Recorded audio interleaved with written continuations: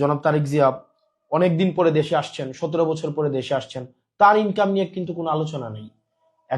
এতদিন পরে উনি এসে আপনার হচ্ছে উনার অর্থ কিভাবে সংস্থান হচ্ছে, উনার জীবন নির্বাহ কিভাবে হচ্ছে, উনি কিভাবে এত বড় শোডাউন দিচ্ছেন, উনার নিরাপত্তার যে অর্থ সেটা কোন জায়গা থেকে সংগ্রহ করা হচ্ছে, এই বিষয়গুলো কিন্তু নিয়ে কেউ প্রশ্ন করছে না। একজনও না, আপনি একটা ব্যক্তিকেও আপনি দেখবেন না সেগুলো নিয়ে প্রশ্ন করতে। প্রত্যেকটা মিডিয়া আমাদেরকে যেভাবে প্রশ্ন করেছে, প্রত্যেকটা বিষয়, আমরা টি শার্ট কোন জায়গা থেকে কিনি, কয় টাকা টি শার্ট কেনার টাকা পাইছি কই, খাওয়ার টাকা পাইছি কই, রিক্সায় ওঠার টাকা পাইছি কই, গাড়িতে ওঠার টাকা পাইছি কই, প্রত্যেকটা জিনিসকে যেভাবে প্রশ্নের মধ্যে নিয়ে এসেছে, এবং মিডিয়াতে এগুলো নিয়ে কেউ রেস্টুরেন্টে খাইছে সেটা নিয়ে ঘন্টার পর ঘন্টা টক শো হয়েছে।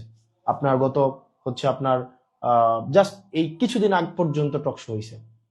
অথচ এই মিডিয়ার চরিত্রটাই দেখেন, বা যারা টক শো করছে এখন বিভিন্ন মিডিয়াতে, তাদের চরিত্রটা দেখেন।